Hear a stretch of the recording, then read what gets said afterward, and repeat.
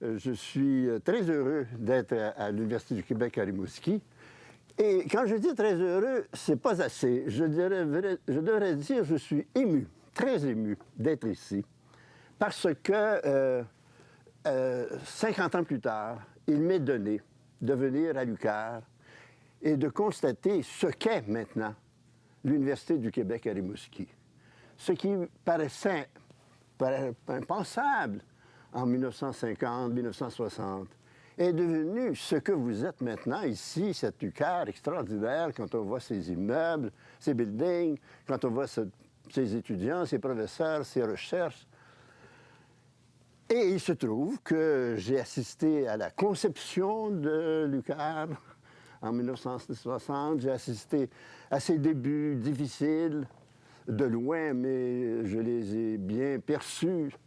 Et voir aujourd'hui cette réalisation, je me dis que c'est quand même extraordinaire. Qu'en si peu de temps, en à peine 50 ans, vous venez de fêter les 50e anniversaire de l'UQAR. En à peine 50 ans, c'est peu dans une vie, dans la vie des sociétés, que cette université soit ici à Rimouski ce qu'elle est devenue. Dans les années 40-50, c'était un rêve. Aujourd'hui, c'est une extraordinaire réalisation. Et j'en suis ému. Mais je ne suis pas venu ici pour vous parler de mes émotions, mais vous parler de mes convictions. Et mes convictions concernant la laïcité, comme on vient de le dire, vous entendrez sans doute, vous entendrez Charles Taylor, vous entendrez Gérard Bouchard, mes collègues, avec qui dont je ne partage pas les opinions et qui ne partagent pas les miennes. Et c'est la diversité, voilà, dans laquelle nous vivons. Et je suis allé à la commission parlementaire qui préparait ce projet de loi 21 sur la laïcité. Et à la commission parlementaire, je voulais convaincre les députés à qui je parlais de mon point de vue. Ici, je ne veux pas vous convaincre. Je viens vous présenter mon point de vue. C'est une conférence. Et, bon, évidemment, j'espère convaincre quelques personnes de mon point de vue. J'espère qu'après avoir entendu Taylor et Bouchard, vous penserez aussi à moi. Et vous vous souviendrez de des raisons pour lesquelles j'ai appuyé cette loi 21 et pour laquelle, pour la laïcité pour laquelle je milite depuis un bon nombre d'années, comme on vient de le dire hier. En réalité, je vais vous présenter mon point de vue sur la loi 21. Pourquoi j'ai appuyé la loi 21? Pourquoi j'appuie la laïcité? J'ai 5 raisons que je vais vous présenter. 5 raisons, et ma présentation est faite autour de ces 5 raisons. La première, c'est, comme on vient de le dire, Yann, la déconfessionnalisation, le processus de déconfessionnalisation et de laïcisation qui s'est produit au Québec depuis 50 ans. Et à mon avis, la loi 21 va tout à fait dans le sens de ce qui s'est passé. Et pour justifier ceci, je veux revenir en arrière avec vous pour partager avec vous ce qui s'est passé au début de ces 50-60 années. C'est-à-dire, que s'est-il passé au milieu du 20e siècle, dont nous dépendons encore? Eh bien, la première grande chose qui s'est passée, c'est la Deuxième Guerre mondiale. Parce que on peut dire que le 20e siècle était séparé en deux. Il y a avant la Deuxième Guerre mondiale et après. Et l'après-Deuxième Guerre mondiale, le monde, non seulement le Québec, le monde était bien différent de ce qui était avant la Deuxième Guerre mondiale. La Deuxième Guerre mondiale a donné lieu à de très grands changements. Je vais les résumer rapidement, sans aller trop loin, mais tout d'abord, à l'occasion de la Deuxième Guerre mondiale, il y a eu des développements technologiques extraordinaires. Évidemment que l'armement a contribué à apporter. L'aviation, à la fin de la guerre, n'était plus ce qu'elle était avant la guerre. La navigation, les moyens de transport, les moyens de communication et la biologie, les médicaments. Il y a eu un ensemble de découvertes et d'explorations scientifiques et techniques à propos de la guerre, avant et après la guerre, qui ont changé le monde en réalité. Et le grand changement qui s'est produit au point de vue technique, c'est la bombe atomique. Nous sommes entrés en juillet et août 1945 dans l'ère nucléaire pour toujours. Nous vivons maintenant avec, au-dessus de nous, cette épée de Damoclès qui s'appelle les bombes atomiques. Depuis la première bombe atomique dans le désert des États-Unis en juillet 1945, et surtout la bombe de Hiroshima, la bombe de Nagasaki, qui ont fait chacune presque 100 000 morts, chacune en quelques instants. Sans compter tous ceux qui sont restés très marqués et dangereusement marqués par la suite.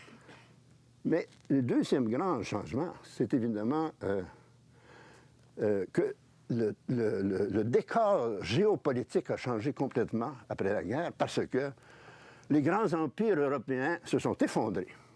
L'Empire américain, l'Empire britannique, français, belge, suisse, surtout pas suisse, mais espagnol, portugais, se sont effondrés. C'est la période de décolonisation. Et un empire s'est élevé, l'Empire américain. Les États-Unis sont devenus le maître du monde pratiquement. Le pays le plus riche, le plus fort scientifiquement, le plus fort financièrement, militairement. Et avec les États-Unis, un deuxième pays devient très puissant, c'est la Russie après la guerre, parce que la Russie a gagné la guerre. Au fond, la Russie a fait que elle a combattu avec succès le nazisme sur ses propres terres, avec des millions d'hommes et de femmes qui en sont morts en Russie. Et après la guerre, évidemment, la Russie, avec ses satellites, est devenue 800 pays. Et donc, après la guerre apparaît ce qui va être la guerre froide, mais surtout, un grand phénomène dont nous avons vécu longtemps, mais qui est à peu près fini maintenant, c'est le grand conflit entre deux grandes idéologies, le capitalisme, qui est représenté par les pays de l'Occident, et le communisme, représenté par la Russie et ses satellites, représenté finalement aussi par la Chine, par Cuba. Et à un moment où les partis communistes en Europe deviennent très importants, en Italie, en France.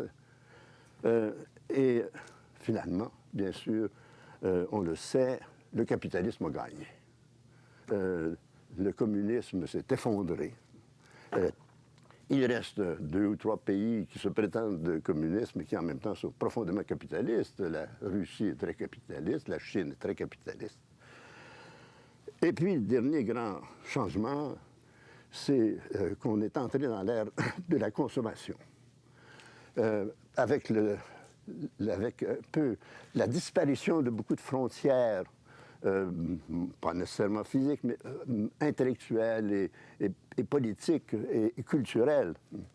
La consommation s'est développée dans le monde moderne, c'est devenu le mode de vie moderne, la consommation de tout. Consommation d'aliments, consommation de vêtements, consommation de médicaments, consommation de tourisme, tout. Nous sommes devenus des grands consommateurs. Nous le devons à la Deuxième Guerre mondiale. Et puis finalement, c'est le dernier point, c'est que nous avons combattu pendant la guerre, nous, j'ai dit l'Occident, contre le nazisme et le fascisme, contre le nazisme allemand, le fascisme italien, contre le Japon totalitaire, au nom de la démocratie. C'était le grand thème. Nous étions à la défense de la démocratie. Or, après la guerre, il y a eu une grande prise de conscience dans tous les pays européens du fait que nos pays n'étaient pas si démocratiques que cela. Qu'en réalité, nos pays étaient inégalitaires, nos pays étaient élitistes. Élitistes, nos services de santé, pour une petite mince couche de la population qui pouvait se payer les services de santé. Élitistes pour le système de justice, pour les tribunaux, accès à la justice. Et surtout, élitistes dans nos systèmes d'éducation à travers tous nos pays d'Occident. Et cette prise de conscience, elle s'est faite dans tous les pays à ce moment-là, dans les années 50, 60, 70. C'est la grande période de la prise de conscience de la nécessité de ce que l'on a appelé la démocratisation de nos systèmes d'éducation, c'est-à-dire de faire qu'à l'avenir, nos systèmes d'éducation n'allaient défavoriser personne. allait être le plus ouvert possible, le plus inclusif possible, et donc qu'il fallait donc de grandes réformes dans le système d'éducation. Le Québec n'a pas échappé à ce grand mouvement, bien sûr, et même, je dirais que nous sommes allés au Québec beaucoup plus loin, parce que il y a eu, au Québec, nous faisions face à deux grands problèmes, je dirais. Un problème de justice sociale, premièrement, un problème de justice sociale où nous reconnaissions qu'un trop grand nombre de jeunes, de garçons et de filles, étaient exclus de l'enseignement, non pas primaire, mais de l'enseignement secondaire, du collège, de l'université, et qu'un trop grand nombre de filles, en particulier, étaient exclues des études supérieures. Et deuxième grand problème que nous avions, qui était plus matériel, c'était que la prospérité économique du Québec était menacée parce que nous nous rendions compte que nous n'avions pas les ressources en personnel pour faire face à la modernisation économique, industrielle, financière du Québec qui s'en venait. Nous entrions dans une nouvelle ère d'industrialisation, de technologisation, mais nous n'avions pas la main-d'œuvre qui était formée pour cela.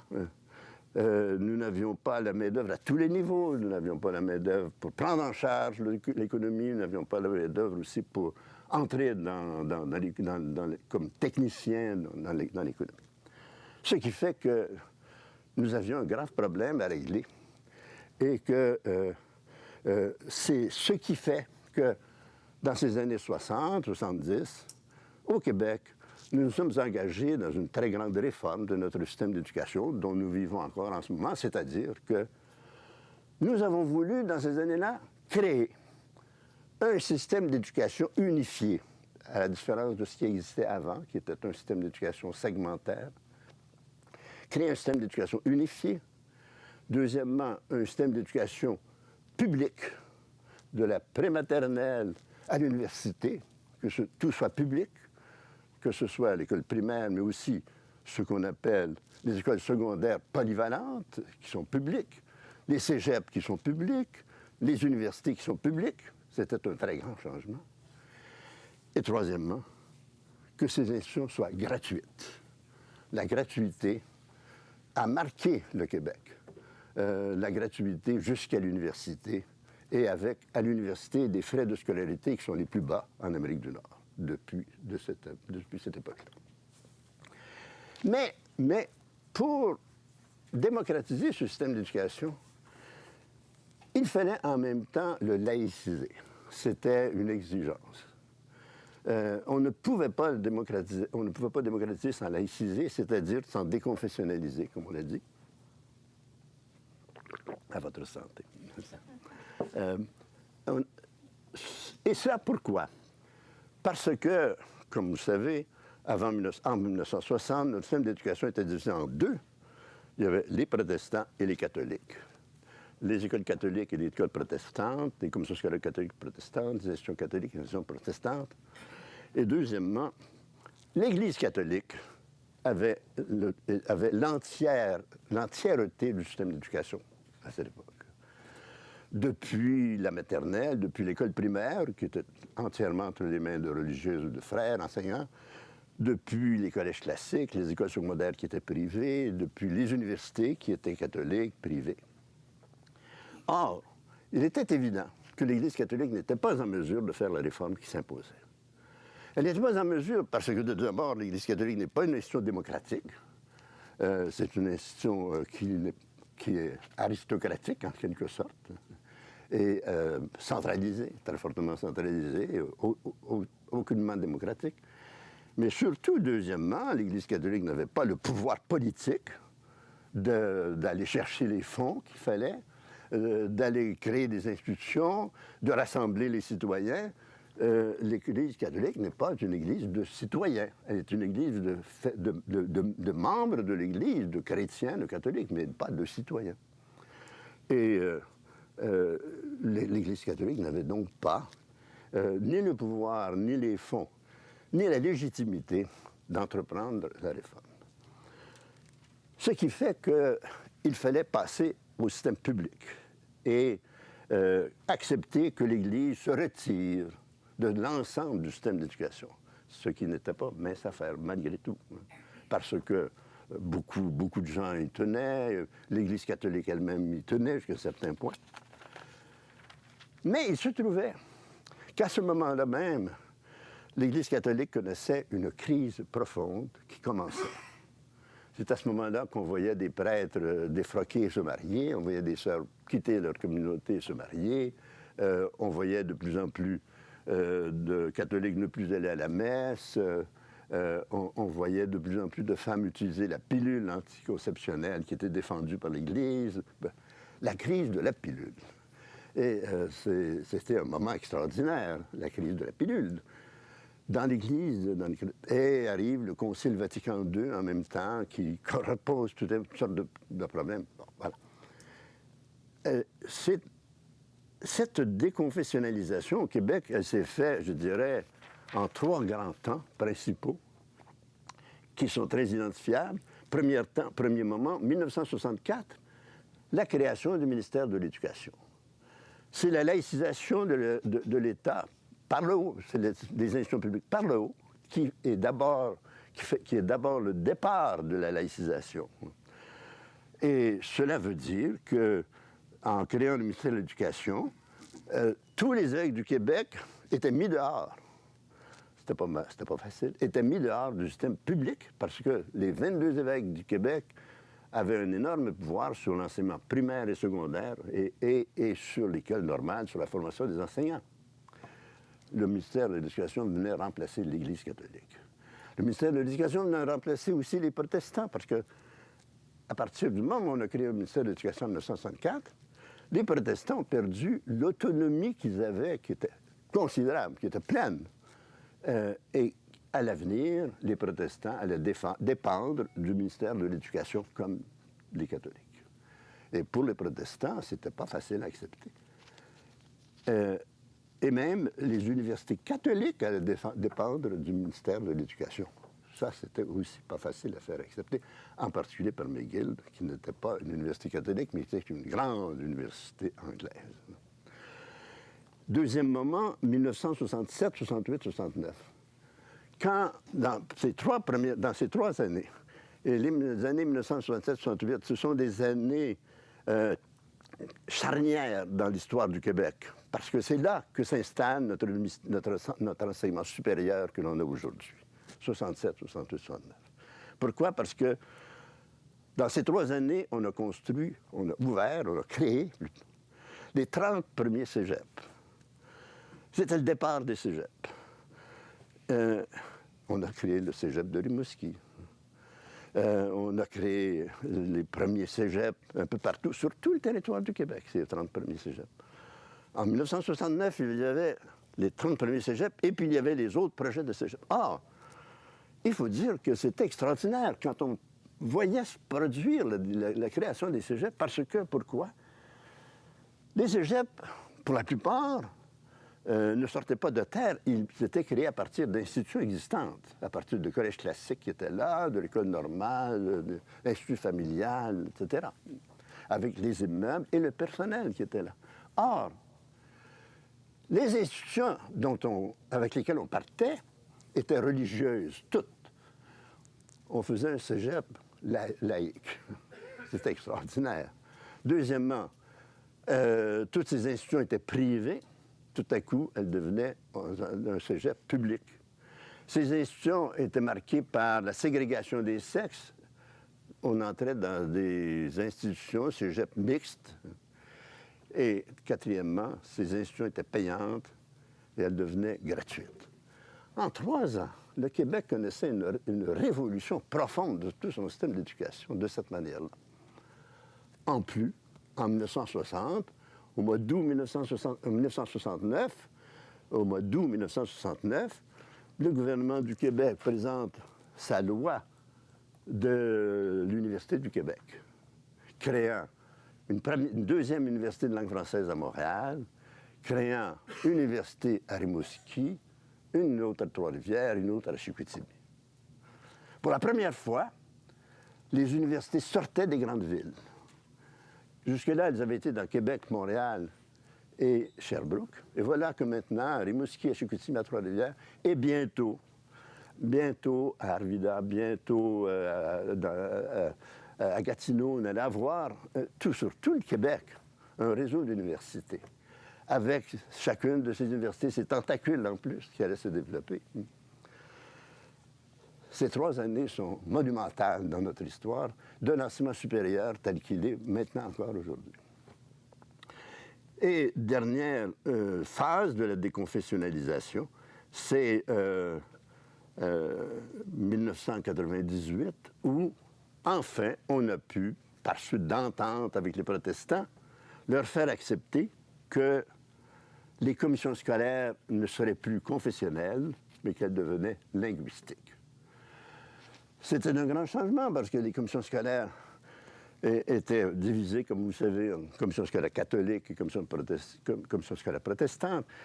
Mais les protestants étaient protégés par la loi de notre Constitution de 1867 qui protégeait les minorités protestantes. Et donc, les protestants tenaient à leur commission scolaire protestante, comme en ce moment ils tiennent à leur commission scolaire anglaise, mais à l'époque, ils tenaient à leur commission scolaire protestante parce que ils avaient des droits constitutionnels de protection.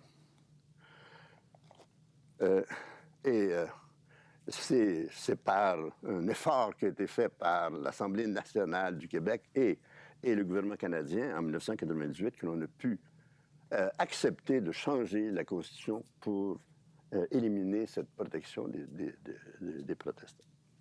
On peut dire qu'il y a même un 4e moment, peut-être que les historiens le diront plus tard, de cette déconfessionnalisation, c'est la loi 21 de 2019, qui vient en quelque sorte compléter, ou pas compléter, mais qui vient dans le sens de cette déconfessionnalisation.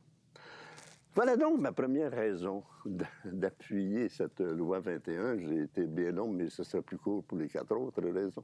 Mais au fond, c'est que la loi 21, elle est tout à fait dans la démarche que nous avons fait comme Québécois. Et ça, comme Québécois, que nous avons fait, que les autres provinces n'ont pas fait, que le reste de l'Amérique du Nord n'ont pas fait, notre démarche, ce qui a été de vouloir, à partir de 1960, créer un autre système d'éducation et que ce système d'éducation soit public et qu'il soit laïque, neutre religieusement.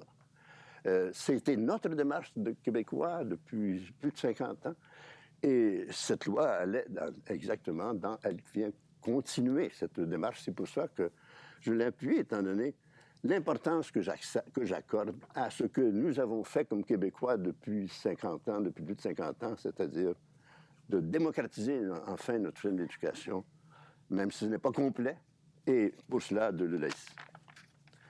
Ma deuxième raison d'appuyer la loi 21, c'est qu'elle s'inspire du même principe qui a prévalu dans tout ce processus de déconfessionnalisation.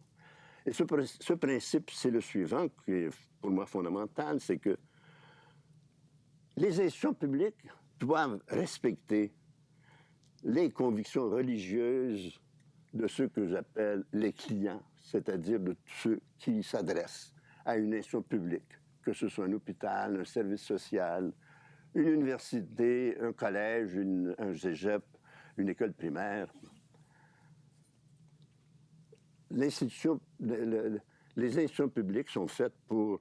ont la responsabilité de respecter les convictions des parents qui viennent inscrire des enfants dans l'école publique, neutre, et le respect des convictions religieuses des élèves, des enfants, élèves, des étudiants, qui ont droit au respect de leurs convictions religieuses. C'est le grand principe sur lequel s'est fait toute notre laïcisation et démocratisation. Ce qui, évidemment, est arrivé pour aider ce principe, c'est que dès les années 60, on s'est rendu compte au Québec qu'il n'y avait plus de consensus religieux tout à coup. il n'y avait plus d'unanimité religieuse, c'est-à-dire que les Canadiens français n'étaient plus tous catholiques. Il y avait des Canadiens français qui se disaient athées maintenant. Ah, oui. Il y avait des Canadiens français qui demandaient que leurs enfants ne fréquentent pas l'école catholique parce qu'elle était trop catholique. Donc, d'ailleurs, en 1960, est créé ce qui s'est appelé le mouvement laïque de langue française. C'était le grand point de départ à ce moment-là, si vous voulez. Et qui réclamait précisément le respect des convictions des parents et de tous les clients des institutions publiques.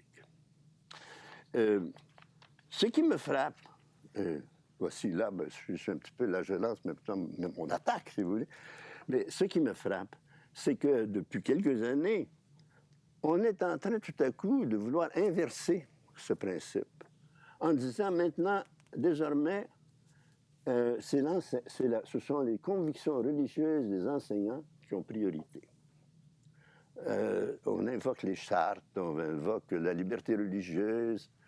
Et voilà que maintenant, au lieu de vouloir respecter les convictions religieuses des parents et des élèves, on accorde priorité aux convictions religieuses de l'enseignant, de l'enseignante. Ce que je suis incapable d'accepter, personnellement, parce que d'abord, je trouve que c'est l'envers du bon sens, personnellement. Tout d'abord, parce que ça ne correspond pas du tout à l'évolution que nous avons vécue intensément depuis 50 ans. C'est une rupture. Et puis, deuxièmement, l'école, l'université n'appartient pas aux enseignants. L'école, les enseignants ne sont pas enseignants par la suite d'un droit.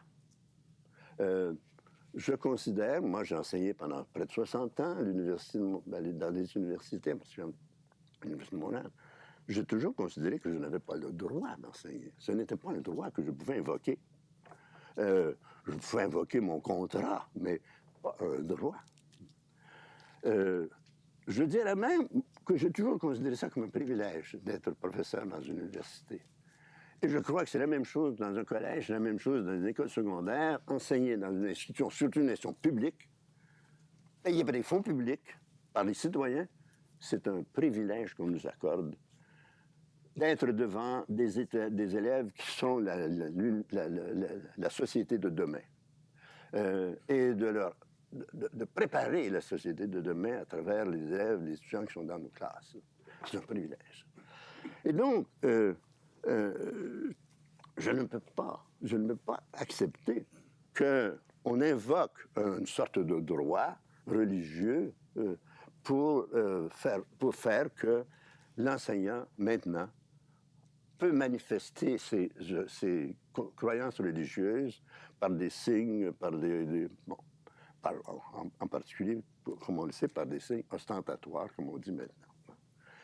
Non, je pense que en tout cas, je ne suis pas capable d'accepter cela parce que cela va à l'encontre de toute ma conception de l'institution d'enseignement et de toute ma conception du respect des convictions religieuses des élèves, des étudiants que j'ai eu devant moi.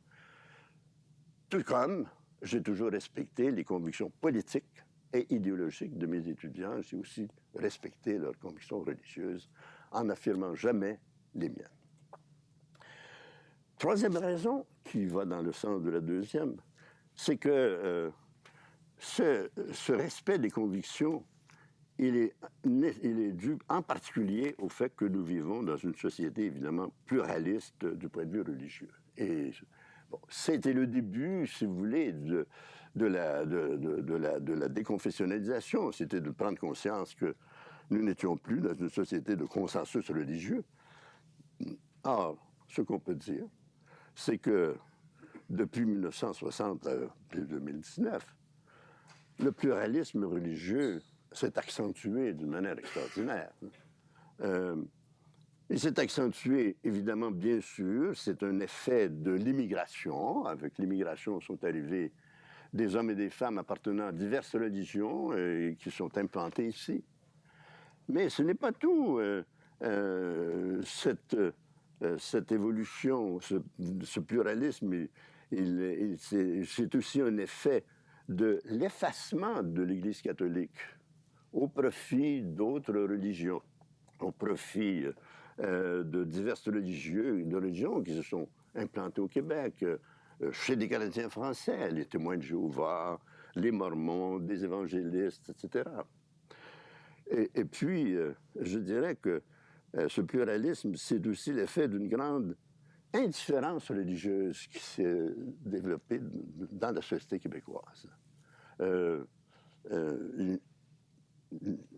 C'est un fait remarquable que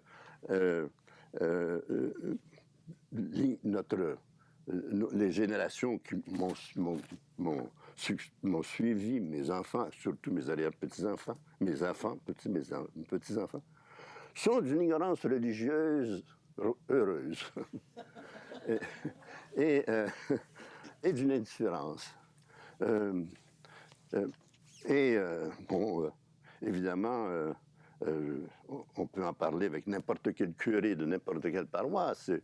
Le dimanche, il n'a plus l'affluence qu'il y avait dans nos églises en 1950. Et le clergé lui-même s'est réduit comme une peau chagrin, comme on dit. Et donc, ce pluralisme religieux, il est devenu une marque particulière de la société moderne, la nôtre ici, mais beaucoup d'autres. J'en parlerai maintenant, c'est un phénomène qui va se continuer, j'en parlerai tout à l'heure. Quatrième raison, c'est que je dirais que cette loi, c'est une loi, cette loi 21, c'est enfin une loi de la laïcité au Québec. Et de ce fait même, parce que c'est une loi de la laïcité telle qu'on veut l'entendre, c'est donc une loi qui n'est pas antireligieuse, comme l'est la laïcité. La laïcité n'est pas antireligieuse. Cette loi n'est pas n'est pas islamophobe.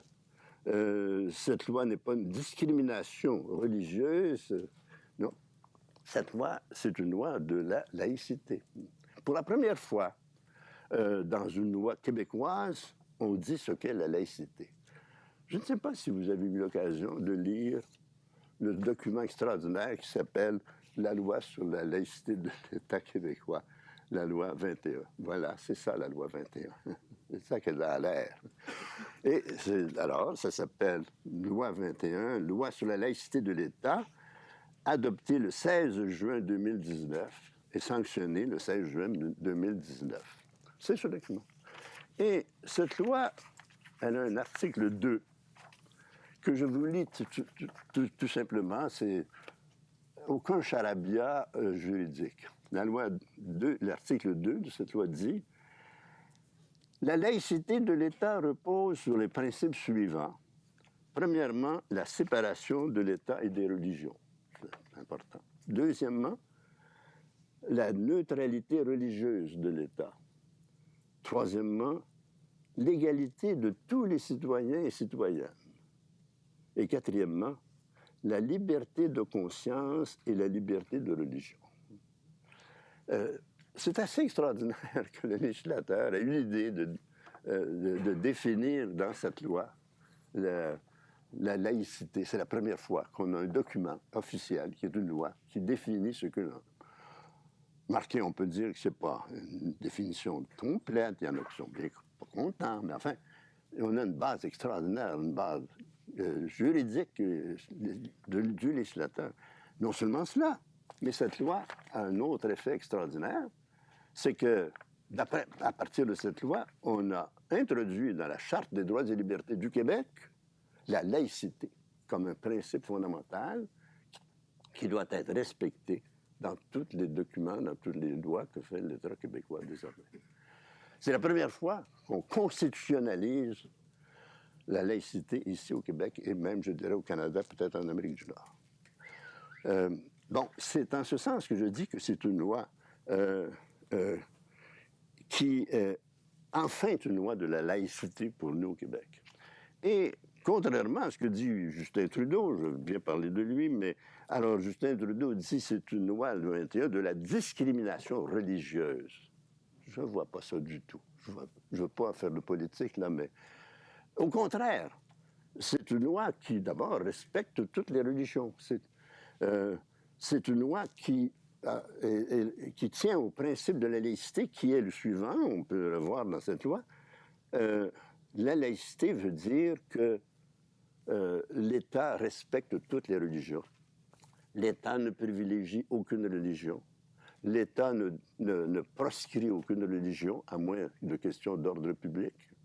Et l'État n'impose aucune religion. Voilà ce qu'est la laïcité de l'État. Ce n'est pas de la discrimination, c'est, pour reprendre les termes de cette loi, c'est la séparation, la neutralité, l'égalité et la liberté. Ce sont les 4 termes fondamentaux de cette loi. La séparation de l'État et des religions, la neutralité, l'égalité et la liberté. Ce sont les 4 grands principes de la laïcité. Et je dirais qu'en même temps, cette loi nous enseigne peut-être aussi quelque chose qui fait partie de cette laïcité, c'est le respect des institutions publiques. Pour nous, Québécois, je pense que c'est très important parce que nous ne sommes pas la société où nous valorisons le plus nos institutions publiques. Nous continuons à avoir une tendance vers le privé. Nous continuons à avoir un petit amour pour le privé, dans l'enseignement. Il n'y a aucun gouvernement qui s'est attaqué au problème des écoles privées au Québec. Et d'écoles privées financées par les fonds publics, financées par ceux qui ne vont pas à l'école publique en particulier, à l'école privée. Pardon. Eh bien,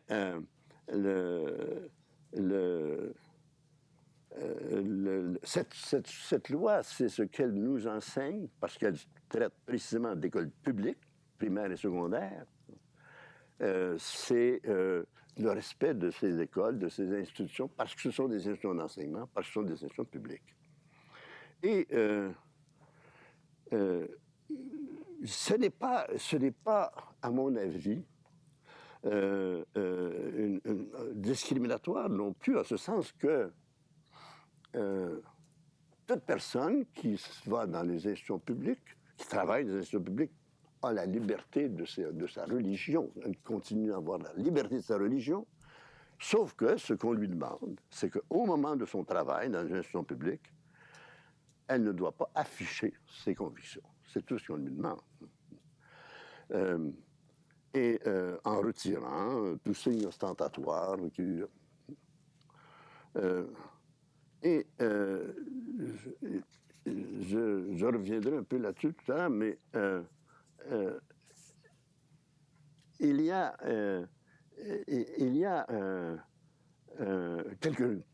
une objection qui a été faite à cette loi, et je respecte cette objection quand on dit non, cette loi est discriminatoire à l'endroit des femmes musulmanes, parce que ce sont beaucoup de femmes musulmanes qui enseignent dans les écoles primaires, beaucoup moins dans les écoles secondaires. Il est vrai.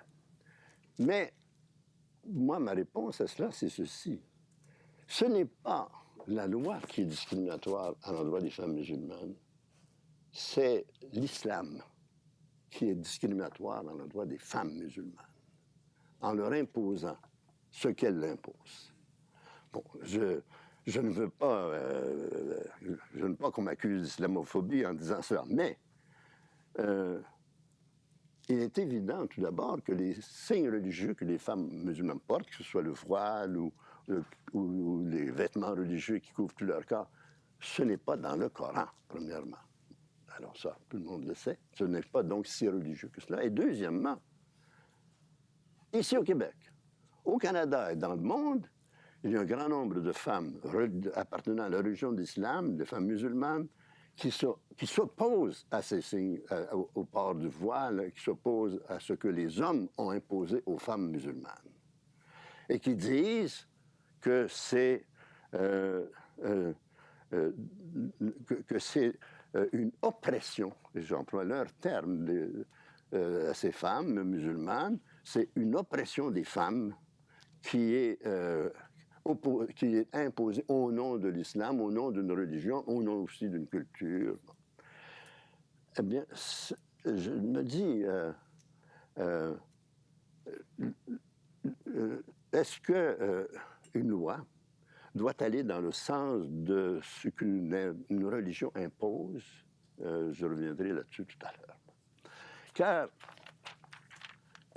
ma dernière raison, la cinquième raison, quand je suis rendu là, c'est l'avenir. Parce que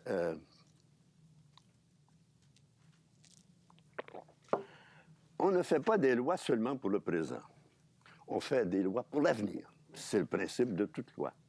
Et la loi 21, elle est faite pour l'avenir, bien sûr. Et donc, je trouve que souvent, ce qu'on entend, c'est comme si la loi 21 n'était faite que pour l'année 2019 et que... Non, il faut penser que cette loi, elle est faite pour les 25, les 30, les 50, les 100 prochaines années.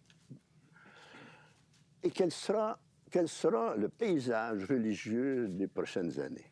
Eh bien, je pense que ça correspond à ce que je disais tout à l'heure. Nous allons vers une société québécoise de plus en plus fragmentée au point de vue religieux. Nous ne semblons pas du tout engagés dans une tendance pour retourner à l'unanimité religieuse, au contraire. Ce qu'on peut prévoir, c'est que au moins le pluralisme religieux que nous connaissons aujourd'hui va continuer. Et même, c'est très probable que ce pluralisme religieux peut aller en s'accentuant avec, je ne sais pas moi, par exemple, l'arrivée de plus en plus d'évangélistes. Nous n'en avons pas tellement encore au Québec. Il y en a beaucoup en Amérique du Sud, il y en a beaucoup aux États-Unis, il y en a beaucoup au Canada anglais. Ça peut être très bien une poussée d'évangélistes. Il peut y avoir une poussée de catholiques orthodoxes radicaux.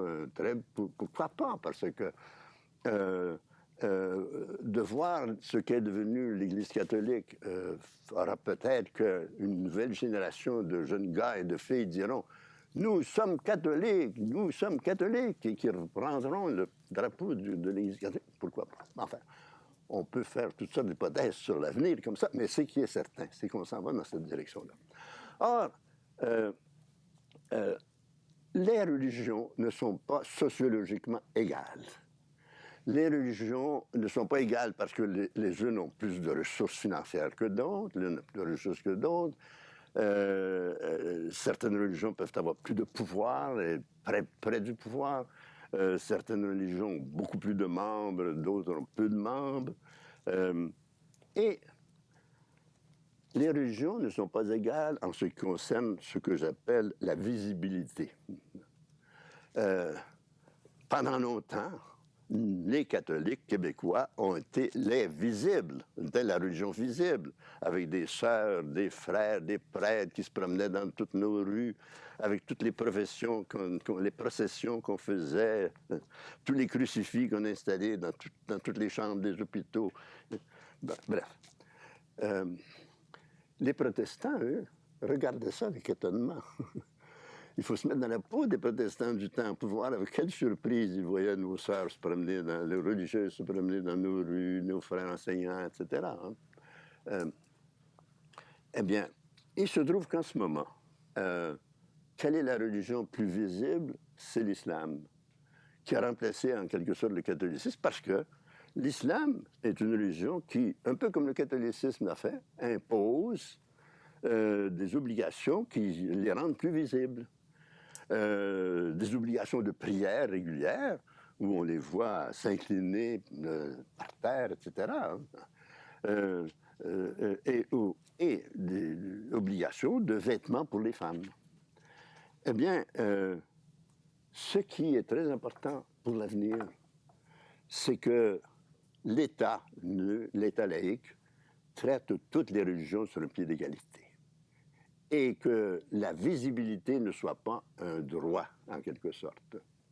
Alors que là, en ce moment, on est en train d'accepter que, ah ben oui, l'islam, comme ça, c'est sa demande, donc on peut permettre que les femmes... Ça. Oui, ça je comprends, mais si on pense à d'ici 20 ans, 30 ans, dans 50 ans, vers quelle sorte de laïcité allons-nous si on permet à une religion d'être plus visible que les autres? Et pourquoi pas aux autres? Et donc, à mon sens, le fait d'accepter une visibilité plus grande que l'autre peut nous amener dans un avenir à presque remettre en question la neutralité religieuse de nos institutions publiques, la laïcité de nos écoles, et de faire que nos écoles ne sont plus religieusement neutres. Voilà, en plus de ça, pour terminer, le fait que la loi 21, pour terminer cette cinquième raison, la loi 21 a eu l'avantage d'apporter de la clarté dans la situation où on était depuis une douzaine, quinzaine d'années, où on ne savait pas où on voulait aller. Ben, la loi 21 dit, ben voilà, c'est ça maintenant pour l'avenir.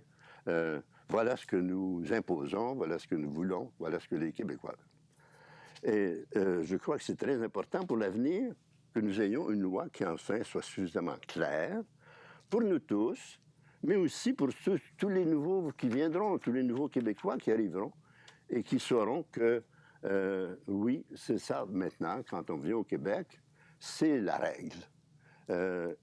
C'est la neutralité religieuse, c'est la laïcité, c'est le propre du Québec, et en arrivant ici, on l'accepte. Et je crois que cela amènera un certain nombre d'immigrants très heureux de venir ici, parce qu'ils quitteront des pays où ce n'est pas une règle, où ce n'est pas la même règle et ce n'est pas la même liberté. Je termine avec un autre petit point. Premièrement,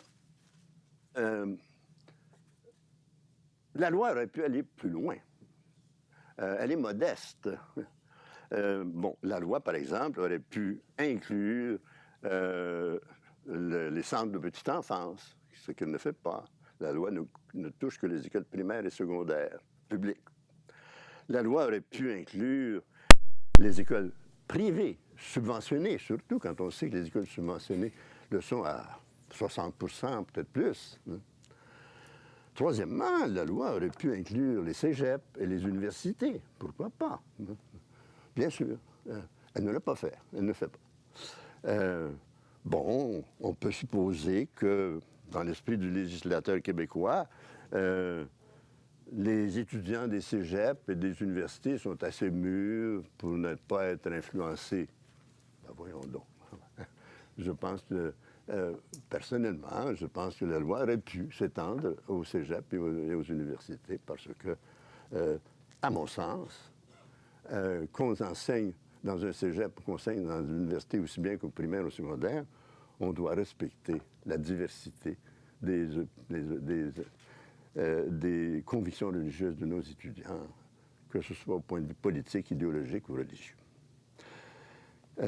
Deuxièmement, bien sûr, ce qui revient dans les débats, c'est la question de l'influence.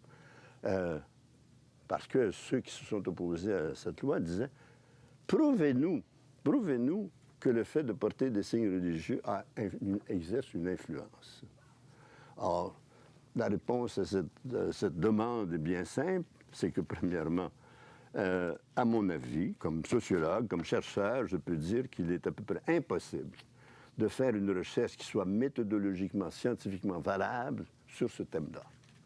Parce que il ne s'agit pas d'aller passer un petit questionnaire à des étudiants pour savoir s'ils sont influencés.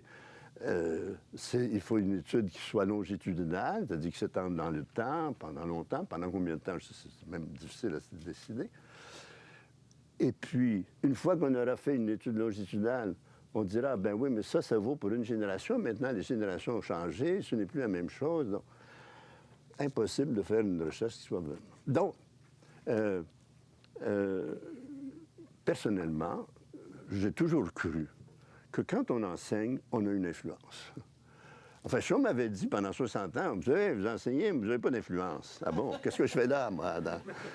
Non, je crois que l'enseignant a une grande influence. Et une influence qui peut être silencieuse, et qui est souvent silencieuse d'ailleurs. C'est une influence qui est non seulement qui vient non seulement de ce que l'on dit, mais de ce que l'on... de notre comportement, de notre allure, de notre vêtement, de notre mode de pensée, de notre mode de parler.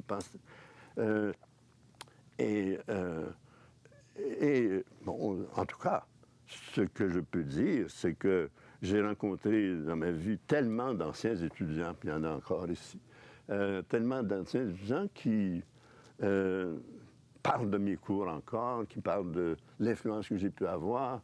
Cela m'est arrivé de toutes sortes de manières. Donc, disons que je suis du côté de ceux qui croient que un signe religieux peut exercer une influence sur des enfants, surtout sur des enfants. Enfin, je dis que ce qui est étonnant maintenant, c'est que d'après le sondage que vous avez peut-être vu, le sondage léger, journal de Québec ou de Montréal, c'est ce qui est très étonnant, c'est que contrairement à ce que nous croyions depuis plusieurs semaines, depuis plusieurs mois, il y a tout d'abord non seulement un appui pour la loi 101, pour la loi 21, pour la loi 21, un appui, quel beau lapsus. Au Québec, bien sûr, c'est un appui très fort pour la loi 21. Mais non seulement cela, mais l'appui à la laïcité déborde du Québec et on constate que presque 40% des Canadiens, hors Québec, et ça n'inclut pas les Québécois, près de 40%, en réalité 38% des Canadiens sont d'accord, sont en faveur d'une loi qui, dans leur province, établirait la laïcité telle qu'on le fait, telle que nous l'avons ici. Alors, quand on dit le reste du Canada est divisé, il y a 40% qui seraient pour, 48% qui sont contre. Donc, ce qui est étonnant, c'est l'appui assez étonnant. Et donc, cela veut dire une chose, c'est que il y a un écart entre ce que disent et écrivent, par exemple, des éditorialistes de journaux de Toronto ou de Vancouver, qui nous ont laissé croire que, oui, tout le reste du Canada était scandalisé. Il faut aussi voir que les hommes et les femmes politiques qui se sont opposés à cette loi, dans le reste du Canada, qui se sont scandalisés, on a vu 4 premiers ministres de l'Ouest du Canada faire front contre cette loi et annoncer qu'ils allaient faire une grande révolution contre la loi 21. Ah bien, ils n'étaient pas en contact tout à fait avec toute leur population. Et puis, j'ose dire que même Radio-Canada, qui n'a jamais été très favorable à la loi 21, n'était pas non plus en contact avec la population québécoise. Alors, cela, me semble-t-il, est une bonne leçon à retenir.